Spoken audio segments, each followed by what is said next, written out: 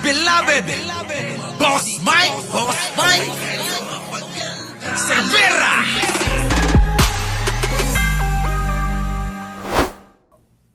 Nagbe-ventilate. Tingnan nyo mga kababayan ha, bigyan natin ng reaksyon. Ito nga, si Bobong Bay na to eh. Bobo talaga to eh. O, tignan nyo mga kababayan. Hanggang ganun lang naman yon. Nagbe-ventilate lang sila.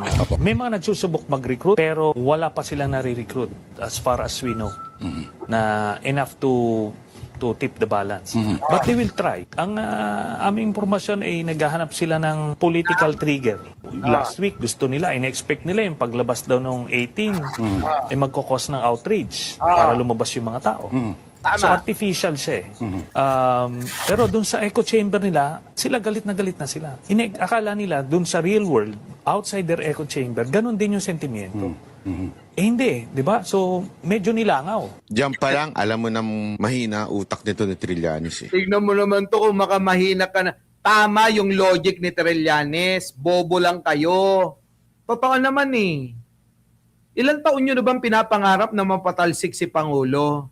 Umaasa kayo na may mga sundalo na maghoromentado. Kaso, walang sumasama sa inyo. Yung inaasahan nyo na mga sundalo na maghoromentado, alang-alang at para sa mga Duterte, hindi nagkakatotoo. Hanggang imahinasyon lang kayo.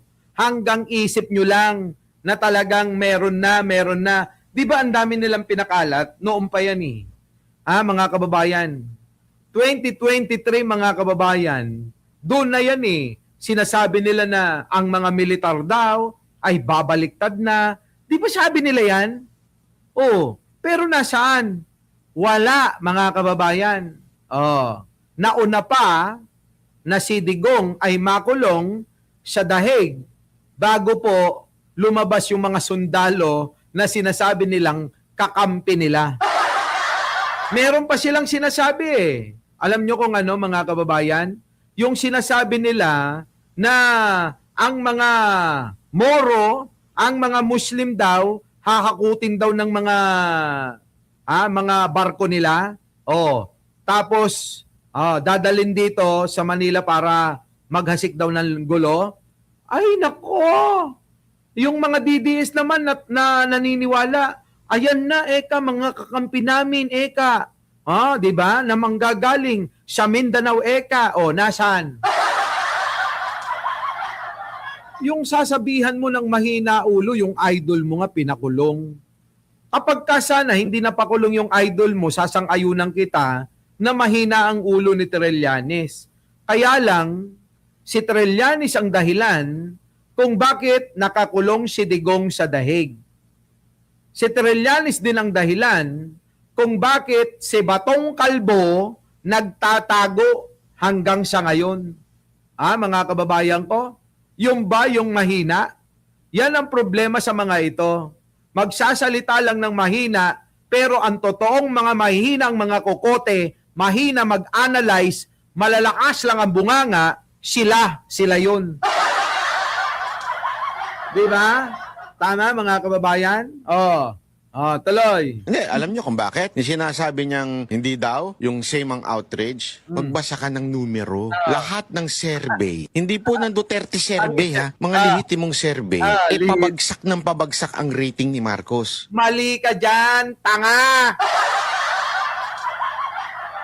Basihan mo yung dami ng tao, survey, nababayaran yan. Sa inyo nga nang galing yan na binabayaran ang survey, kaya ganyan ang numero, nakokontrol ng pera ang survey, depende kung sino ang magpapasurvey, ganyan ang katwiran nyo noon Sabi nyo yun di ba sabi nila yon? Ano na nangyari? Bakit ngayon pinanghahawakan mo at kinakapitan mo ngayon yung survey? Dito tayo magbase. Paramihan ng tao sa kalsada. Etong holiday nga, June 12, panawagan nyo, 10,000 kayo. Susugod kayo sa Malacanang, sabi nyo. Ano nangyari? Bakit wala pa daw 200 kayo? Sige mga kababayan, bakit wala pa sa 200 ang mga DDS na nasa kalsada kung totoo na marami sila? Panghahawakan yung survey, panghahawakan mga kababayan, yung numero daw. Utang ina, nababayaran yan. Diba? Nababayaran yung mga numero na nilalathala ninyo. Ngayon, kung totoo na kayo ay marami, uulitin ko, pumunta kayo ng kalsada, ipagsigawan nyo na kayo ay 32 million. Hindi yung makikita namin, yung mga madudungis, may humihiga sa kalye, merong umiiyak, tinatawag ang Diyos para sa kanyang pansariling kapakanan. Meron pa mga kababayan, yung pong mga kasama nila na madudungis. Ano ang dudungis? Na nasa kalsada, mga kababayan, na may mga hawak-hawak na gimbal, tapos 4 na cellphone ang gumagana.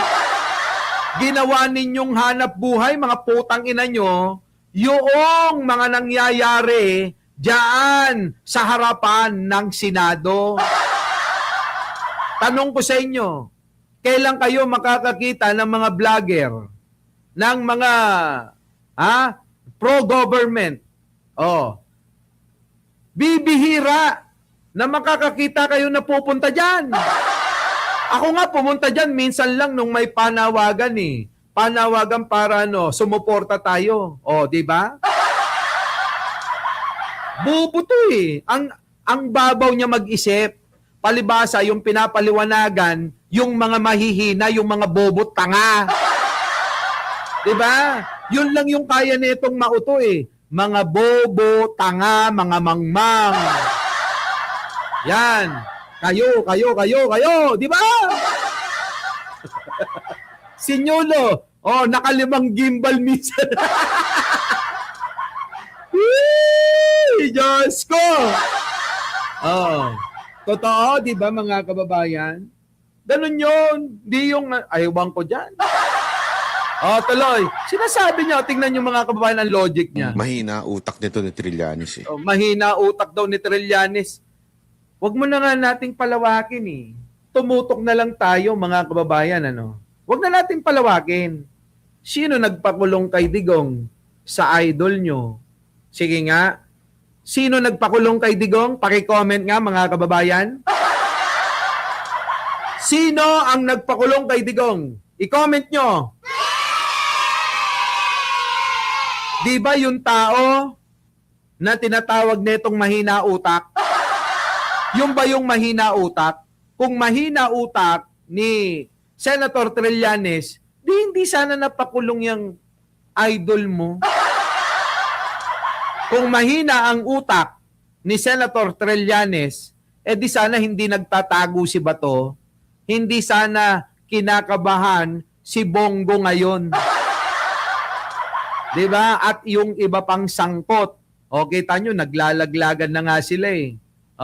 May napanood nga ako na isang dating general na naging PNP chief, nilaglag na nga si Digong eh. Budol daw si Digong eh. Diba? Budol daw sila. Nalagay daw sila ngayon sa alanganin dahil kay Digong. Ang mahihina ulo, ang mahihina utak, yung naniniwala kay Duterte. Yung mga naniniwala sa mga Duterte. Yun yung mga bobo, tanga, mangmang na katulad mo.